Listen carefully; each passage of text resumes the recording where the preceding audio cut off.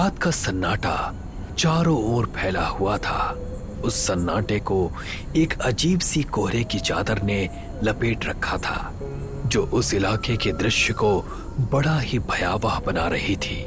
रतनलाल और झुमकी बहुत तेजी से चलते हुए उस इलाके से निकल रहे थे। अरे धीरे धीरे पांव क्या चला रही हो झुमकी, जल्दी जल्दी चलो। अरे चल तो रही हूँ भैया, बोला था तुमसे कि रात के समय बिरजू के यहाँ जाने की कोनहू जरूरत नहीं, लेकिन तुम नहीं माने। एक तो रात का समय और ऊपर से ये भयानक खंडहर। झुमकी ने इतना कहा ही था कि तभी एक काला साया उन दोनों के सामने आकर खड़ा हो गया। मगर कुछ ही क्षणों में रतनलाल और झुमकी की चीखें उस इलाके में गूंज गई। दिशा एक आर्कियोलॉजिस्ट थी। दिशा को शुरू से ही इतिहास से बहुत अधिक प्रेम था और अपने इतिहास प्रेमी होने के कारण उसने आर्कियोलॉजिस्ट बनने की ठानी थी।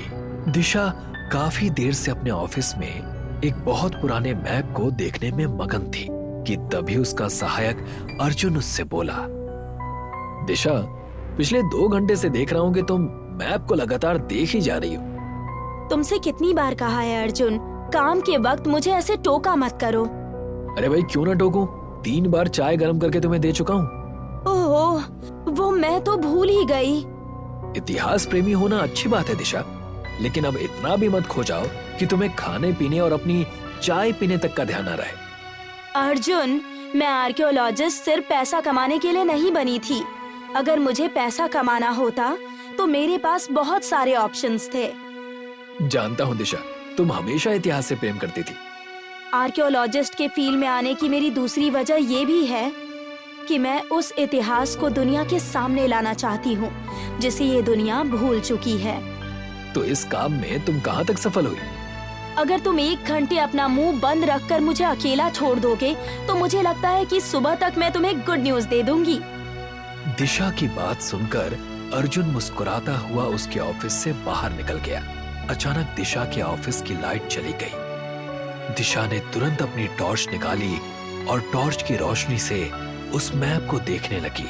अचानक दिशा की आंखों में चमक आ गई। अगले दिन दिशा सीधे अर्जुन के घर पर चली गई, जहां पर उसकी दूसरी सहायक दिव्या पहले से ही बैठी हुई थी। तुम्हारा चेहरा देखकर ऐसा लग रहा है दिशा कि तुम रात भर सोई नहीं हो, फिर भी तुम्हारे चेहरे की ताजगी मुझे ये बता रही है कि कुछ तो है जो तुम्हारे हाथ लगा है। तुमने बिल्कुल सही अंदाजा लगाया अर्जुन। तो फिर जल्दी से हम दोनों को बताओ दिशा, कहीं तुम्हारे हाथ कोई पुराना खजाने का मैप तो नहीं लग गया? दिव्या, तुम्हें तो सोते उठते बैठते सिर्फ और सिर्फ खजाना ही दिखाई देता है। इतना बोलकर दिशा ने एक मोटी किताब अर्जुन और दिव्या के सामने रख दी। उस किताब में किसी बहुत पुरानी सभ्यता के बारे में लिखा हुआ था। मैं अभी भी समझ नहीं पा रहा हूँ दिशा कि तुम दिखाना क्या चाहती हो। अर्जुन, ये देखो, इस किताब के अनुसार आज से करीब 3000 साल पहले चिंकोपुर में एक आबादी बस्ती थी, लेकिन अब वहाँ पर खंडरों के अलावा कुछ भी नहीं है। इतना कहकर दिशा ने एक वही पुराना मैप निकालकर टेबल पर रख दिया। अब इस मैप को गौर से देखो। हाँ, तो इसमें नया क्या है? हमें मैप में भी खंडहर ही दिखाई दे रहे हैं। यही तो मैं तुम्हें बताना चाह रही हूँ कि इस पुरानी किताब में वहाँ पर किसी सभ्यता के बारे में लिखा हुआ है और अब वहाँ पर खंडर है। मुझे विश्वास है कि उन खंडरों के नीचे हमें जरूर वो दबी हुई सभ्यता मिल सकती है जो हजारों साल पहले गुमनामी के अंधेरे में खो चुकी है। लेकिन तुम्हारा विश्वास गलत भी तो हो सकता है, कहीं हम फिर से नाकामयाब ना हो जाएं। कामयाबी और नाकामयाबी में सिर्फ एक अक्षर का फासला होता है। मुझे विश्वास है कि इस बार हम जरूर कामयाब होंगे। इतना कहकर दिशा अर्जुन की ओर देखकर बोली, तुम अभी और इसी वक्त चिंकोपुर के लिए रवाना हो जाओ और हमारी टीम के कुछ मजदूरों को वहां लेकर जाओ और कोशिश करना कि कुछ मजदूर चिंकोपुर के ही हो जो कि खुदाई के लिए राजी हो जाए। मैं और दिव्या अपनी पूरी तैयारी करके कल चिंकोपुर पहुंच जाएंगे। ओके? अर्जुन टीम को लेकर चिंकोपुर के लिए रवाना हो गया। चिंकोपुर एक छोटा सा गांव था जो चारों ओर से घने जंगलों से घिरा हुआ था। अगले दिन दिव्या और दिशा अपनी कार से चिंकोपुर पहुंच गईं। इतना लंबा सफर करके मेरी तो कमर टूट गई है। मजदूरों को काम पर लगा दिया है दिशा। सारे मजदूर खंडहर के नीचे खुदाई कर रहे हैं। दिशा खुदाई करते हुए मजदूरों के पास जाकर वहां के आसपास का जायजा लेने लगी। मैंने तुमसे कहा था कि कुछ मजदूर चिंकोपुर के भी हायर कर लेना। दिशा, यहाँ के लोग इस खंडहर के नाम से ही कांपे जा रहे हैं। और तो और जब हमने बताया कि हम इन खंडहरों के नीचे खुदाई करने वाले हैं, तो उनकी आंखों में एक अजीब सी दहशत फैल गई और उन्होंने भय से कांपते हुए अपने घर के दरवाजे हमारे लिए बंद कर दिए। उनकी गलती नहीं है अर्जुन। इस गांव के लोग ना तो पढ़ते हैं और ना ही अपने बच्चों को पढ़ाते हैं। जरूर यहाँ भी कोई घटिया कहानी इन खंडहरों के बारे में प्रसिद्ध होगी। सही कहा, हर गांव के खंडहर में भूत प्रेत पिशाच की कहावत आम ही होती है। तुम मजदूरों पर ध्यान दो और उनसे रात में भी काम करवाना। मुझे जल्द से जल्द पॉजिटिव रिजल्ट्स चाहिए। दिशा की बात सुनकर अर्जुन मजदूरों के पास चला गया। दिशा दिन रात मेहनत से अपने काम में जुट गई।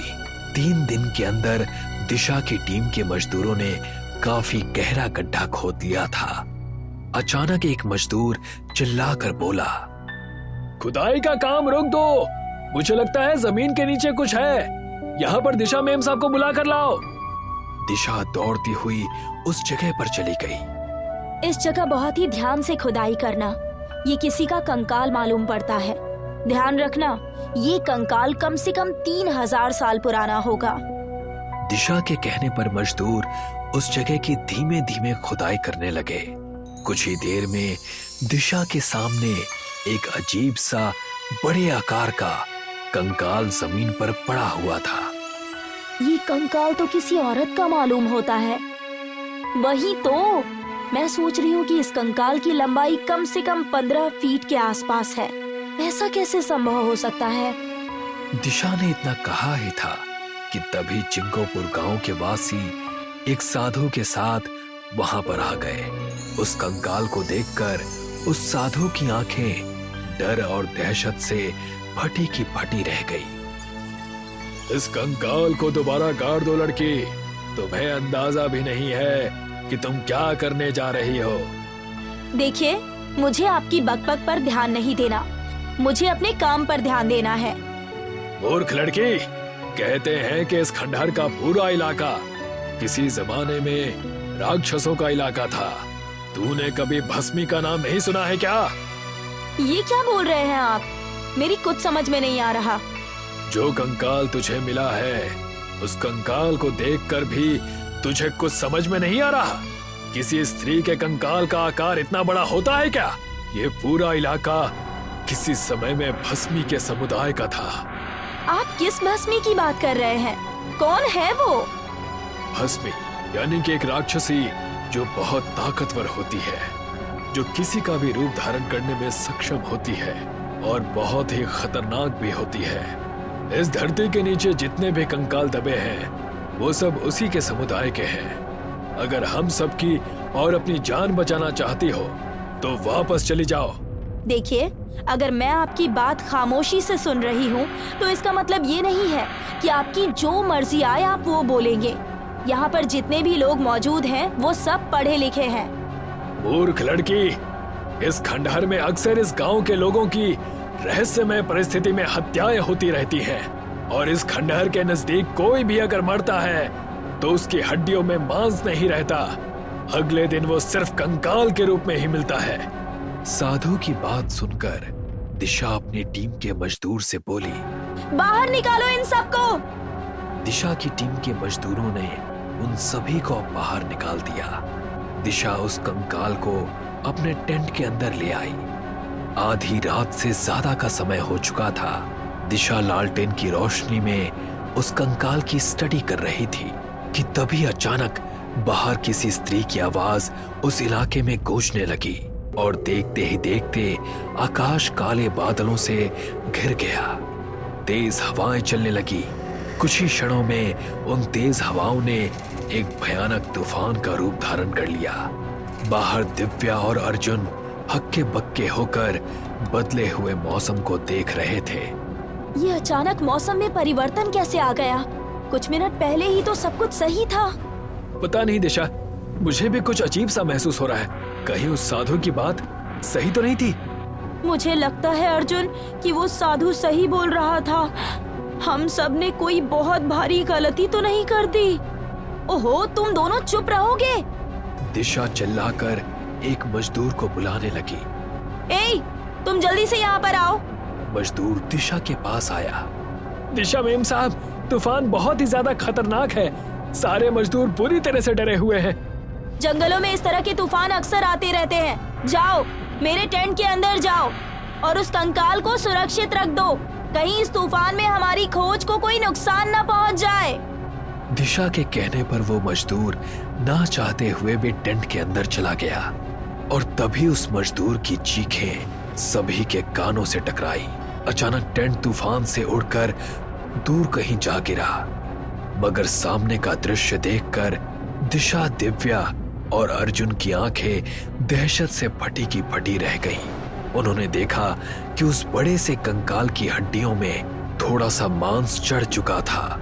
उन तीनों की ओर देखकर वो भयानक अंदाज में हंसने लगी। उस साधु की बात सही थी दिशा। अर्जुन ने इतना कहा ही था कि तभी अर्जुन के शरीर का मांस उसके शरीर से गायब होने लगा और कुछ ही सेकंड में अर्जुन कंकाल बनकर जमीन पर पड़ा हुआ था। अगले ही क्षण दिव्या के साथ भी कुछ ऐसा ही हुआ। अब उस बड़े से कंकाल में आधा मांस चढ़ चुका था। वो कंकाल एक भयानक दिखने वाली औरत का था। तभी वो भयानक औरत जमीन से 20 फीट ऊंचा उड़ने लगी। कौन हो तुम? और तुमने मेरे दोस्तों को क्यों मार दिया? राक्षसी, मैं भस्मी के समुदाय से हूँ। मैं यहाँ मौजूद सारे इंसानों को मार दूंगी। फिर मेरे शरीर पर पूरा मांस चढ़ जाएगा। उसके बाद मैं इस संसार पर कहर ढा दूंगी। राक्षसी के इतना कहते ही तभी वहां पर वही साधु पहुंच गया। मैंने तुमसे कहा था लड़की कि यहाँ से वापस चली जाओ। आखिरकार तुमने वही किया जिस बात का मुझे डर था। तुमने भस्मी के समुदाय की एक राक्षसी को जगा दिया। लेकिन ये सब कुछ कैसे संभव हो सकता है बाबा? इस भयानक औरत ने मेरी आंखों के सामने मेरे दोस्तों को मार दिया। मेरा दिमाग अभी भी इस सच्चाई को स्वीकार नहीं कर पा रहा। आंखों देखा कभी भी गलत नहीं होता बेटी। जिस तरह भूत प्रेत पिशाच का अस्तित्व होता है, ठीक उसी तरह हमारे संसार में राक्षसों और राक्षसियों का भी अस्तित्व होता है। अगर इस राक्षसी को अभी काबू में नहीं किया गया तो ये सारे संसार में कहर ढा देगी। मैंने देखा मेरी टीम के सारे मजदूरों के चेहरे के मांस अचानक से उड़ गए और वो सभी कंकाल में परिवर्तित हो गए। मुझे माफ कर दीजिए बाबा। किसी भी तरह से इस राक्षसी को फिर से कंकाल में परिवर्तित कर दीजिए। साधु आंखें बंद करके मंत्र पढ़ने लगा। अचानक राक्षसी साधु की ओर देखकर क्रोधित अवस्था में बोली, यहाँ से चला जा साधु, तेरे बस का कुछ भी नहीं है। इन लोगों को छोड़ दे राक्षसी। इन निर्दोष इंसानों ने आखिर तेरा क्या बिगाड़ा है जो तो इन सब लोगों को इतनी बुरी तरह से मार रही है? क्योंकि इनकी मौत मेरी शक्ति है। तूने देखा नहीं किसी भी इंसान के शरीर का मांस मैं किस तरह से नोचकर अपने शरीर पर लगा दे रही हूँ। राक्षसी की बात सुनकर साधु बहुत गहरी सोच में पड़ गया। तभी उसके दिमाग में एक विचार तेजी से आया। उसने अपनी झोली से एक अभिमंत्रित कड़ा निकाल लिया और दिशा की ओर देखकर बोला, इन कड़े को तुरंत पहन लो बेटी। क्यों बाबा? ये एक अभिमंत्रित कड़ा है। इस कड़े के रहते हुए ये राक्षसी तुम्हें छू भी नहीं सकती। इस राक्षसी को कंकाल बनाना बहुत आवश्यक है, नहीं तो फिर हम चाह कर भी कुछ नहीं कर पाएंगे। साधु के कहने पर दिशा ने वो कड़ा पहन लिया। तुम्हारे पास अगर पेट्रोल हो तो तुरंत लेकर आओ। साधु के कहने पर दिशा दौड़ती हुई कार के बगल में रखी हुई पेट्रोल की 2 कैन उठाकर ले आई। सभी कंकालों पर पेट्रोल छिड़क दो। दिशा को पेट्रोल छिड़कते देख वो राक्षसी क्रोध से चीखने लगी और उड़ती हुई दिशा के करीब आ गई कि तभी एक झटके में वो उड़ती हुई पीछे की ओर गिर गई। इन सभी कंकालों में तुरंत आग लगा दो बेटी। दिशा ने सारे कंकालों में आग लगा दी। कुछ ही देर के पश्चात उस राक्षसी की शक्ति कमजोर पड़ने लगी और वो एक चीख के साथ जमीन पर गिर गई। दिशा के सामने वही कंकाल पड़ा हुआ था जो उसे खुदाई के दौरान मिला था। इस कंकाल को तुम ठीक वहीं गाड़ दो बेटी जहां तुम्हें यह मिला था। दिशा ने उस कंकाल को उसी जमीन में दोबारा गाड़ दिया। कुछ सभ्यताएं, कुछ रहस्य अगर छिपे रहें तो ही अच्छा है। कभी कभी हमें उनके रहस्यों की गहराई में नहीं उतरना चाहिए। दिशा नम आंखों से अकेली अपने शहर में वापस चली गई। वो रात का समय था। आलोक अपने दोस्त नितिन के साथ जापान के होटल में था। नितिन बेड पर लेटा हुआ सोने की तैयारी कर रहा था, मगर आलोक कहीं जाने की तैयारी कर रहा था। रात के 1 बज रहे हैं आलोक। इतनी रात को तुम कहाँ जाने की तैयारी कर रहे हो? अरे यार, कल वैसे भी हम दोनों इंडिया वापस चले जाएंगे और पूरा एक हफ्ता हम दोनों का बिजनेस ट्रिप में ही बीता है। यार तुम तो ऐसी बातें कर रहे हो जैसे कि तुम जापान पहली बार आए हो। हम दोनों अपने बिजनेस के सिलसिले में जापान तो आते जाते रहते हैं। मुझे पता था तुम ऐसी ही बोरिंग बातें करोगे, इसीलिए मैंने तुम्हें अपने साथ चलने के लिए नहीं कहा। अगर मैं तुमसे कहता तो तुम इनकार कर देते। आधी रात का समय हो चुका है, सर्दी अपनी चरम सीमा पर है। मुझे क्या किसी पागल कुत्ते ने काटा है जो मैं इतनी रात को जापान की सूनी गलियों में भटकता फिरूंगा? इन सूनी गलियों के आगे एक बहुत अच्छा इंडियन कैफे भी पड़ता है, मैं बस वहीं तक जा रहा हूँ। मेरे दोस्त, ये हमारा देश नहीं है बल्कि पराया देश है। इतनी रात में इस पराये देश में अकेले घूमना क्या सही होगा? बोला ना यार, टेंशन मत ले, कुछ देर में वापस आ जाऊंगा।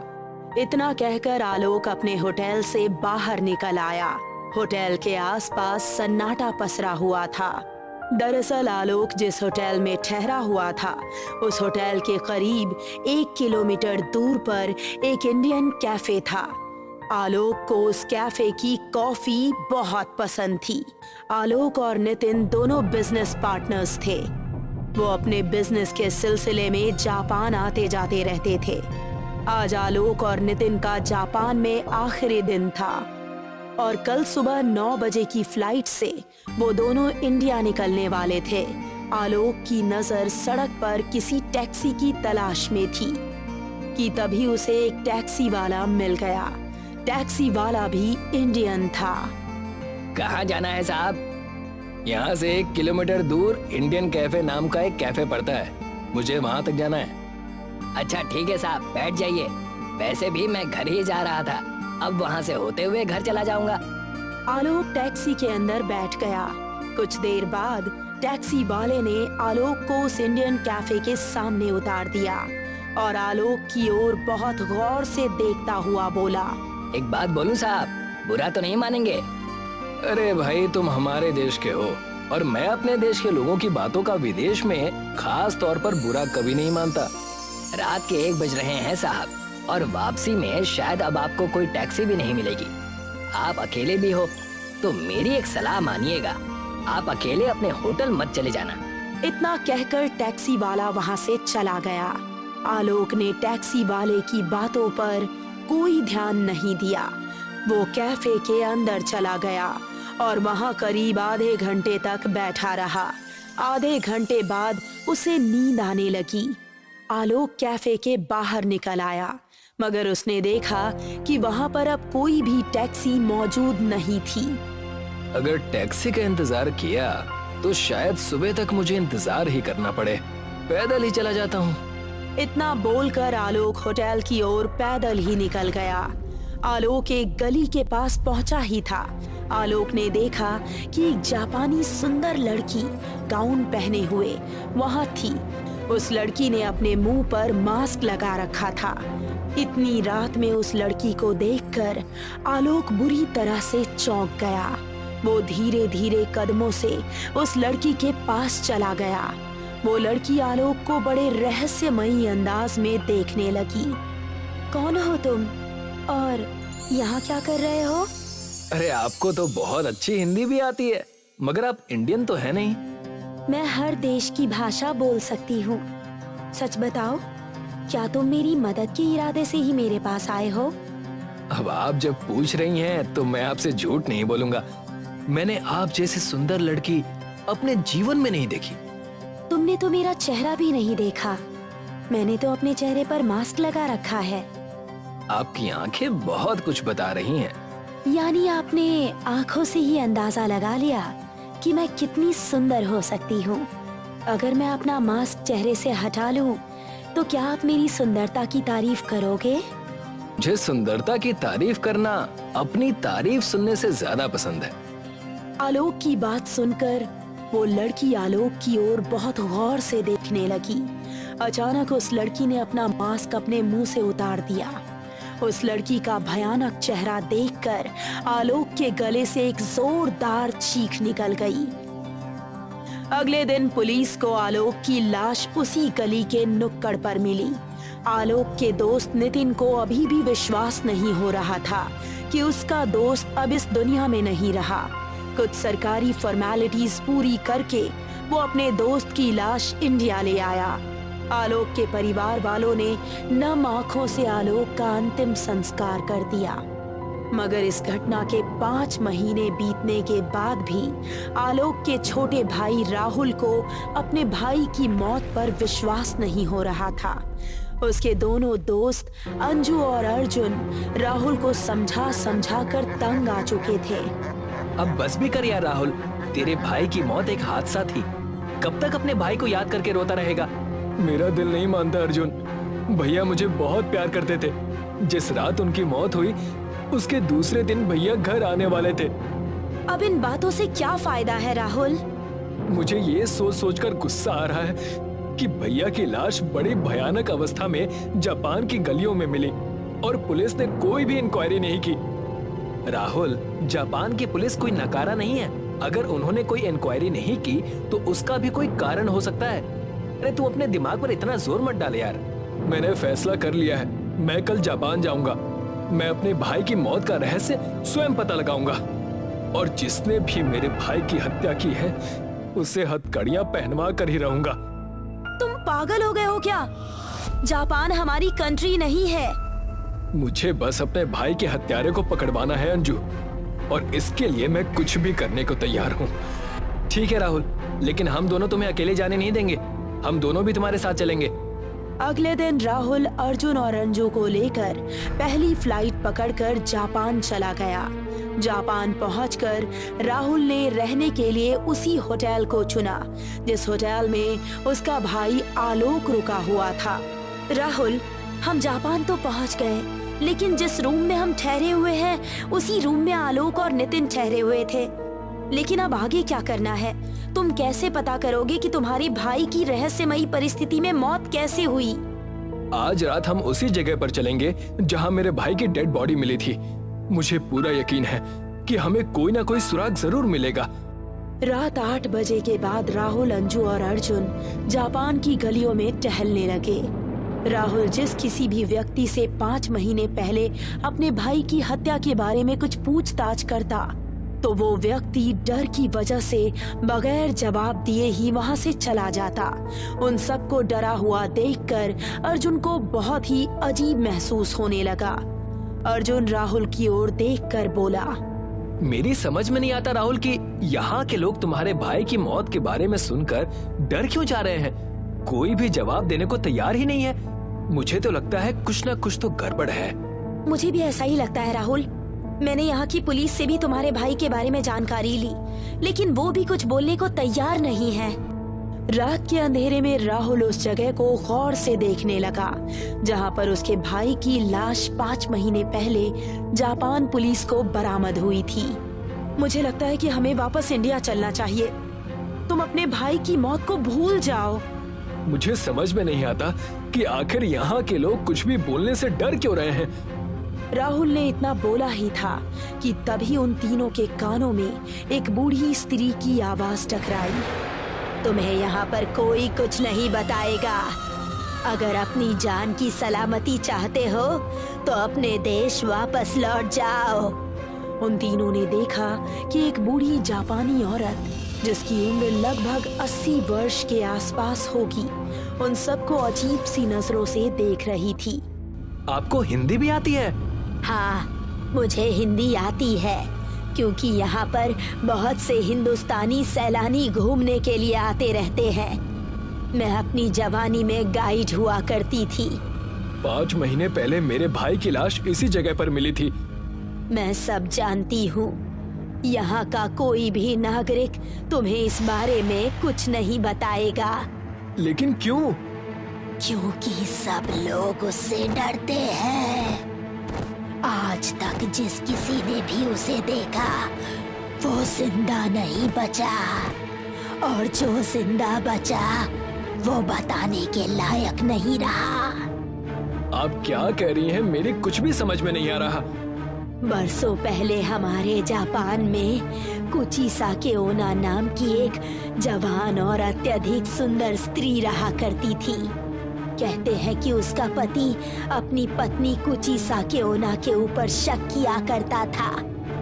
धीरे धीरे उसका शक इतना बढ़ गया कि उसने कुची साकेओना के चेहरे की सुंदरता को बिगाड़ दिया। उसने कैंची से उसके मुंह को चीर दिया। ज्यादा रक्त बहने की वजह से कुची साकेओना की मौत हो गई, मगर वो मर के भी नहीं मरी। वो आज भी मास्क पहनकर वही कैंची लेकर जापान की गलियों में टहलती है। अगर कोई बच्चा या जवान व्यक्ति उसे दिख जाता है तो वो अपना मास्क हटाकर उससे पूछती है कि क्या वो सुंदर है या नहीं। अगर व्यक्ति हाँ बोल देता है तो वो वही कैंची लेकर उसका चेहरा भी अपने जैसा ही कर देती है और वो मर जाता है। और अगर कोई ना बोल दे तो वो उसे जान से मार देती है। दोनों ही हालत में मौत पक्की है। तो आप कहना चाहती हैं कि मेरे भाई को उसी स्त्री ने मारा है जो मर चुकी है? हाँ, क्योंकि तुम जिस जगह पर खड़े हो कुची साकेओना उसी घर में रहा करती थी। उस बूढ़ी स्त्री ने इतना कहा ही था कि तभी अचानक वहाँ पर ठंड बढ़ गई और तेज हवाएं चलने लगी। वो बूढ़ी औरत वहाँ से चली गई। मुझे उस बूढ़ी औरत की बातों में सच्चाई लग रही थी राहुल। हमें यहाँ से चलना चाहिए। मैं इन बकवास बातों को नहीं मानता। राहुल ने इतना कहा ही था कि तभी उस घर से एक बहुत ही सुंदर स्त्री गाउन पहनी हुई धीरे धीरे कदमों से चलती हुई उन तीनों के पास आ गई। अर्जुन उसकी आंखें देखकर सम्मोहित सा हो गया। वो सुंदर स्त्री बहुत ही गौर से उन तीनों की ओर देखने लगी। अचानक उस सुंदर स्त्री ने अपने चेहरे से मास्क हटा लिया। मास्क हटते ही उन तीनों के गले से एक जोरदार चीख निकल गई। उस स्त्री के होठों के दोनों किनारे बुरी तरह से कटे और चीरे हुए थे। अचानक वो बड़े ही भयानक अंदाज में हंसते हुए उन तीनों की ओर देखकर बोली, तुम तीनों को मैं कैसी लगी? उसकी बात सुनकर उन तीनों ने जैसे ही वहां से भागने की कोशिश की, उन्हें ऐसा महसूस होने लगा जैसे कि उनके पैरों को किसी ने बुरी तरह से पकड़ रखा हो। तुम तीनों नहीं भाग सकते जब तक तुम ये नहीं बताते कि मैं तुम्हें कैसी लगी। क्या मैं सुंदर नहीं लगी? हाँ, तुम सुंदर हो, बहुत सुंदर हो। सच? तब तो तुम्हें भी मेरे जैसा दिखना चाहिए। इतना बोलकर उस भयानक स्त्री ने अपने हाथ में पकड़ी कैंची से अर्जुन के दोनों होंठ काट कर फाड़ दिया। अर्जुन की तड़पते हुए मौत हो गई। हमें यहाँ से जाने दो प्लीज, हम किसी को कुछ नहीं बताएंगे। पहले ये बताओ कि मेरा चेहरा तुम्हें कैसा लगा? तुम्हारा चेहरा बहुत सुंदर है, लेकिन चेहरे का आधा हिस्सा बड़ा ही भयानक है। अंजू ने इतना कहा ही था कि तभी उस भयानक स्त्री ने क्रोधित होते हुए कैंची से अंजू की गर्दन काट दी। अंजू गिर पड़ी। राहुल डर से थर थर कांपता हुआ बोला, तुमने ही मेरे भाई को मारा था ना? कौन हो तुम और तुम सबको मार क्यों रही हो? मगर उस भयानक स्त्री ने राहुल की बात का कोई जवाब नहीं दिया। मुझे बताओ, क्या मैं तुम्हें सुंदर दिखती हूँ या नहीं दिखती हूँ? नहीं, तुम इतनी कुरूप हो कि तुम्हारे जैसी बदसूरत स्त्री सारे संसार में नहीं मिलेगी। विश्वास नहीं होता तो एक बार खुद का चेहरा आईने में देख लो। राहुल ने इतना कहा ही था कि तभी उस स्त्री ने अपनी कैंची राहुल के पेट में घुसेड़ दी।